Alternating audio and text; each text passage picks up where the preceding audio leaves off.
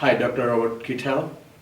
You still look young and handsome, Thank you. because you are. Thank you. Namaste. Namaskar. I honor and welcome you to our studio today.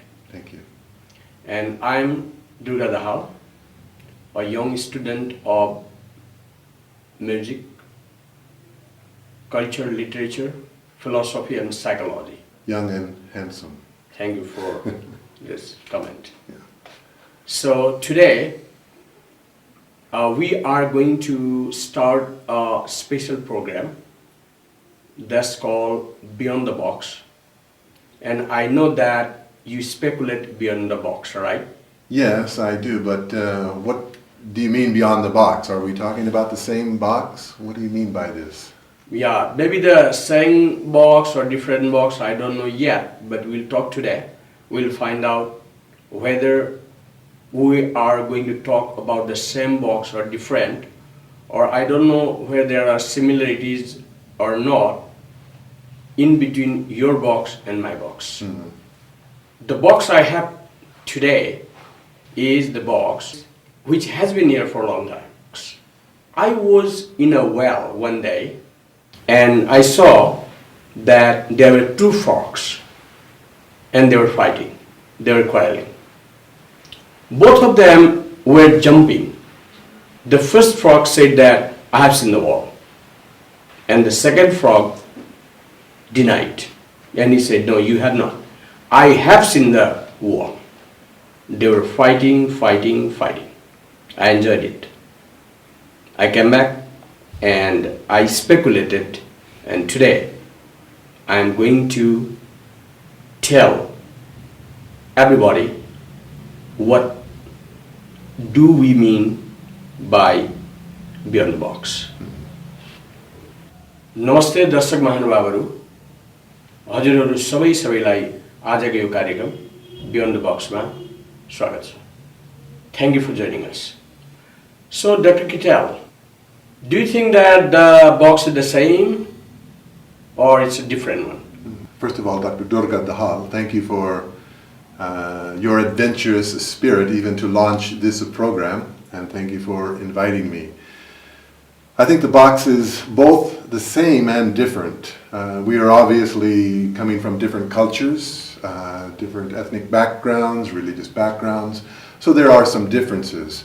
But I think also there are some similarities. We are both human beings and there are universal aspirations that we all have. And I think if we want to go beyond the box, it looks to me like we want to challenge limitations or stereotypes, but at the same time we need to keep things that are important to us as human beings, our character, our family values, things that have stood for centuries. Those things we have to kind of strengthen, and then at the same time balance that with the challenging spirit of going beyond the tradition of where we stand right now. Okay, thank you. I think that we do have the same box, but a little difference in there, since you said that we are from different background, different cultures, but still we are human beings. No matter where you live, no matter what you do, we human beings are the same. Yes. What I believe in is, as soon as a child comes to this beautiful world, one right is reserved, and that is international human right. Mm-hmm. That is reserved, which we don't know. Most of us, we don't know that we have an international right, and that is called human right. And what I have observed in here, especially in Nepal, that we are not going to the right direction. The total education system of Nepal is not going to the right direction. Because I taught here in Nepal, I used to be a helmet teacher. Used to go from college to college, teaching the whole day, and I was never tired. Mm-hmm. Because I enjoy teaching. Today, I enjoy teaching, and I will enjoy teaching throughout my life. Excellent. Because I am fond of teaching. I would like to see the kids. I would like to share my ideas, and I would like to learn from them.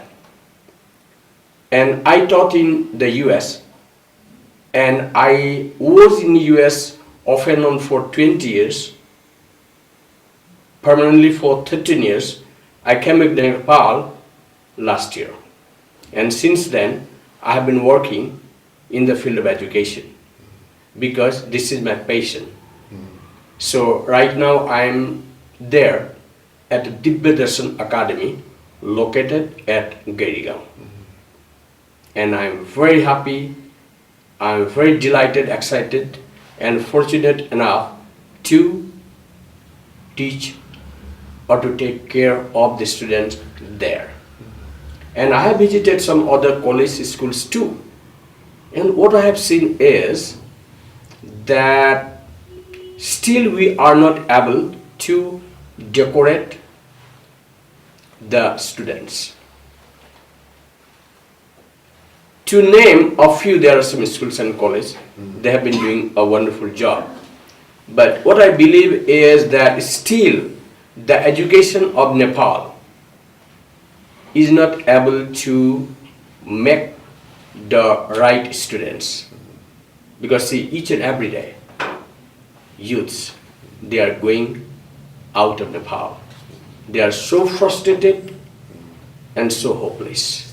And it's very painful. And it's a great loss to the nation. What do you think about it? What's your take on it? Very interesting question and a topic. My background is education. Also, I'm a writer, as a journalist. I see both journalism and education as kind of a continuum of the same thing. In school, we get an education, and when we graduate from school, the media really plays the role of the social educator. So I see them as the same. I have been living in Nepal for about 6 years now, and before that, quite an extended time in South Asia. So I'm familiar with the customs and cultures. And I share the heart wrench that you have relating to the education system. Thank you. But at the same time, I've also want to say that there are some very good points that need to be strengthened, that are good. For example, I'm an American, and I brought both of my children, my two daughters, out of the American school system and put them in the Nepali school system for the +2, both of them. And the reason I did that is because I wanted them to learn not the science and math. Surely in America the labs and the computer science classes have more facilities. Right. But there's something in the Nepal culture or in the Asian culture broader that is very valuable and actually missing in the American school system as I see it.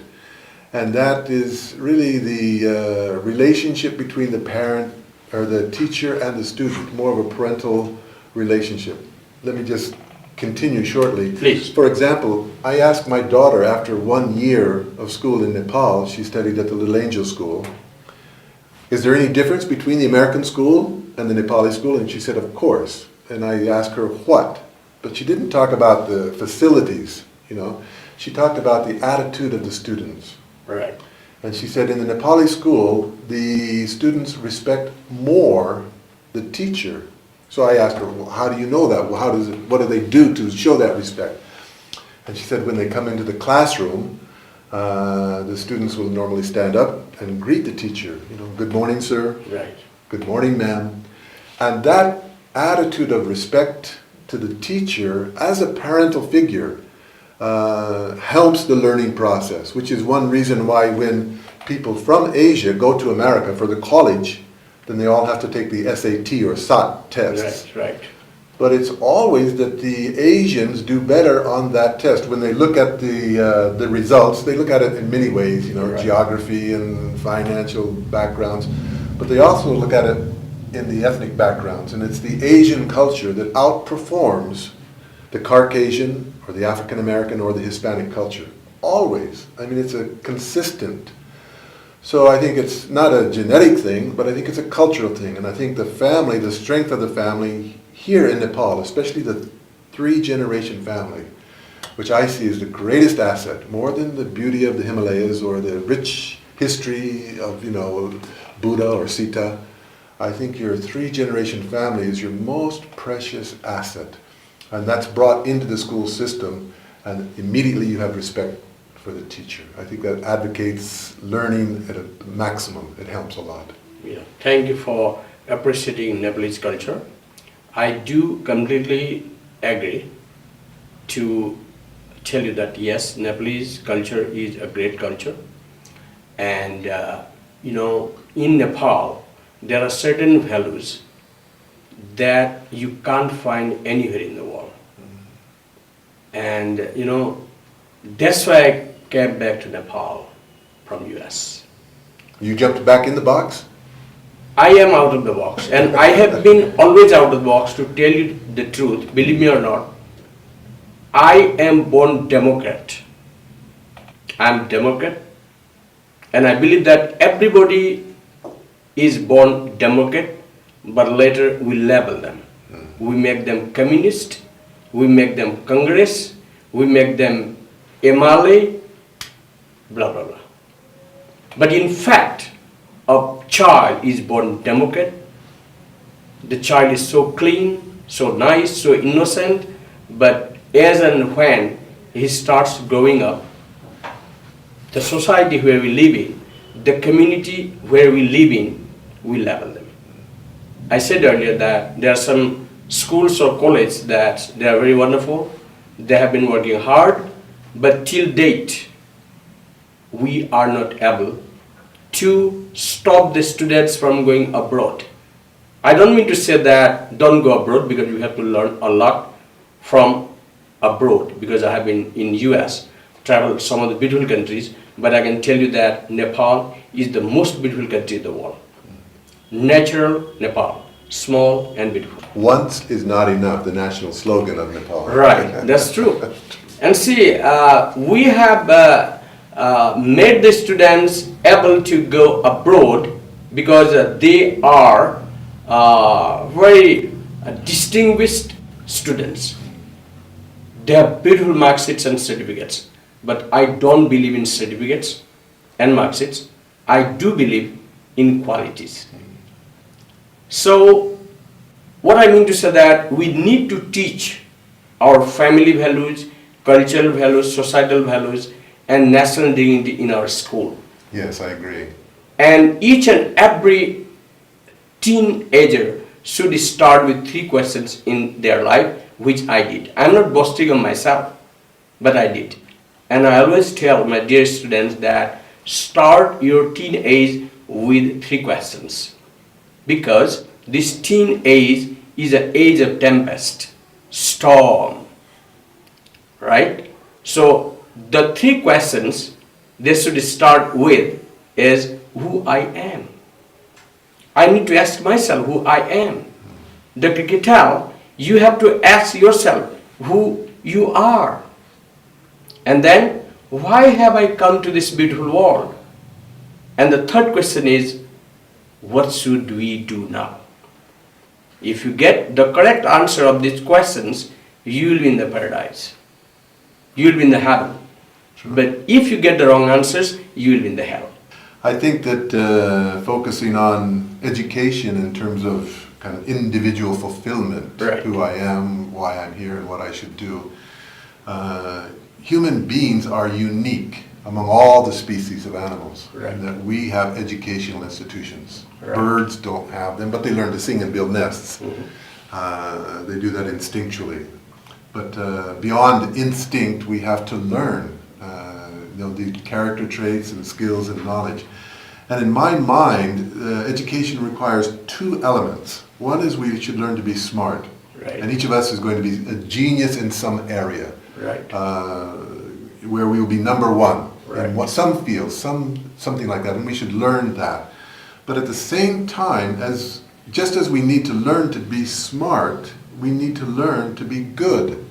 And I think that's what you're talking about, is we need to inculcate the family values in the educational institutions, in the educational system. I think that's very important. Yes. Yeah, I honor your words, because you know that we must know ourselves, right? And you said that we need to understand ourselves. As I said, who I am, why I'm here in this world, what should I do now, right? But most of the students, they don't know who they are. Have you watched the movie Tare Zameen Par? A beautiful Hindi movie, Tare Zameen Par. Stars on the ground. There was a child always there in the corner, being very cheerless, hopeless, deserted, and sad. And the great actor Amir Khan brought him into light, and he became the greatest artist of the world. I enjoyed the movie. I am very selective. I am very choosy to watch a movie, but I do. I do, sometimes. It was a wonderful film. So what we do in here, we say, do your homework, do this, that, but we don't go to the roots. And we put them all in one box, which is unfair and injustice, right? Each and every individual has different power, different talents, but we put them together. My parents wanted me to be a doctor. I came back within a month. I said, sorry mom, sorry dad, I can't be a doctor. They said, why? Because that's not the field of my interest. I would like to be a professor. I would like to be a philosopher. I would like to be a teacher. They were not happy with what I said, but I proved it. And my friend, Gopika, not a girl, boy, Gopika, he was my first friend. He could not dare to come back to say his parents that he doesn't want to continue because he was scared of his parents. His father was the headmaster of a reputed school and mother was a professor. He failed. He failed again. He failed again and he succeeded in his fourth attempt. Came back home, joined history, majoring history, and he became the gold medalist. Now he is Professor Dr. Gopika Soika. So, to me, that we need to look at the students and we need to go to the roots to see what talents he or she has. Let them be what they want to be. There needs to be the balance, and that's the hard part. That's why the parent and the teacher, I think, can most effectively work together. The parent knows really a lot about the student, the character of the student, but is not in the classroom. And the teacher is in the classroom and seeing the aptitude and the results that students have on tests. And so if they work together, and then they both want the interest of the student, I think that would be a healthy dynamics. I think there is this parent-teacher association where they have counseling and talking about each student together. I think that's an important part, yes. Okay, Dr. Kittal, what do you think that, or let me tell you in another way, what are the basic needs of today in a human life? Do we still say food, clothing, and shelter, or something else in today's date? It's both. We need food, shelter, and clothing. We need those things.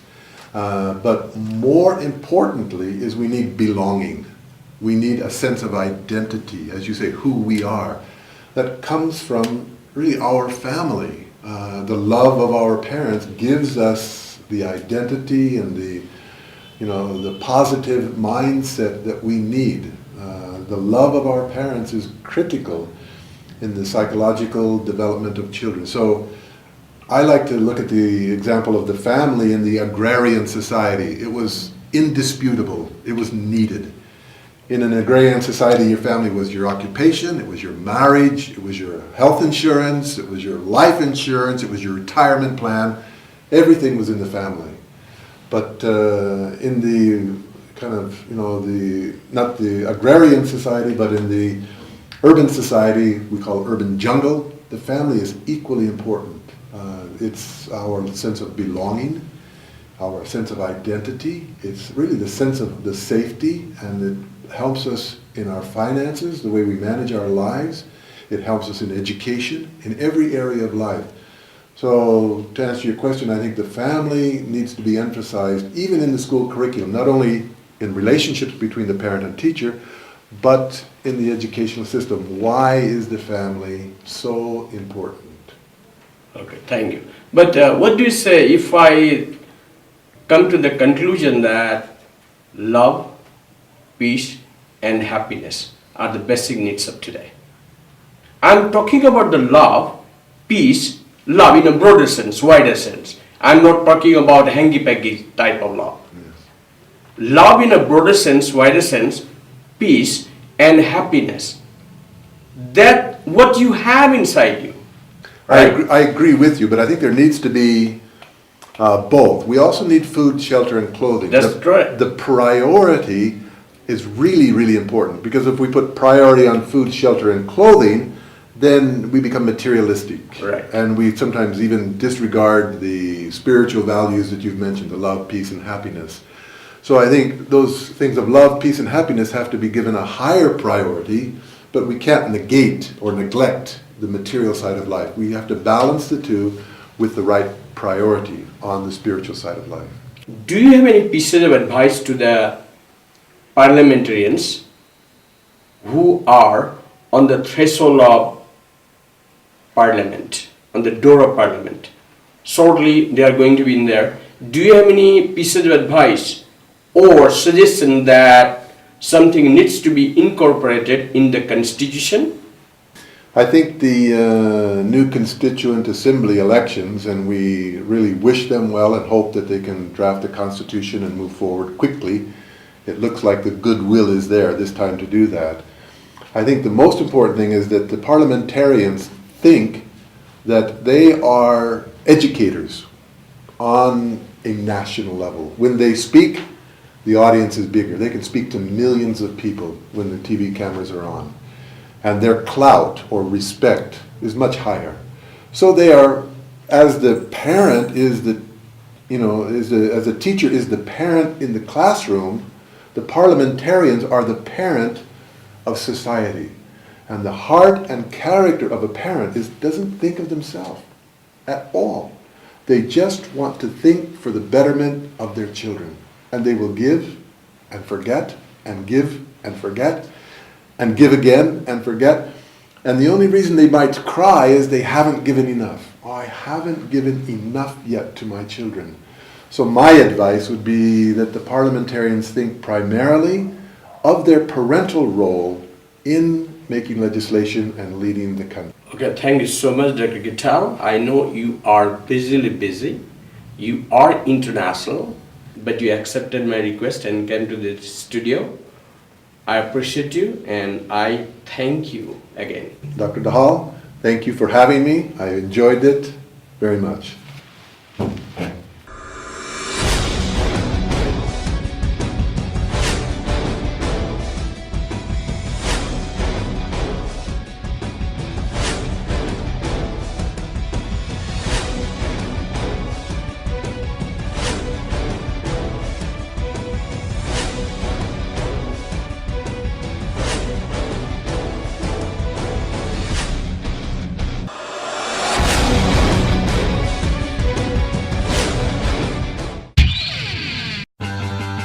Departmental store,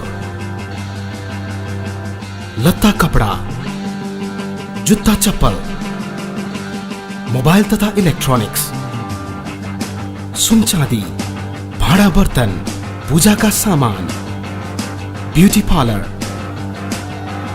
जिउँदो माछा। अब सम्पूर्ण सामान एउटै छानामुनि। Himalayan city centre, माछापोखरी चौक, बालाजु।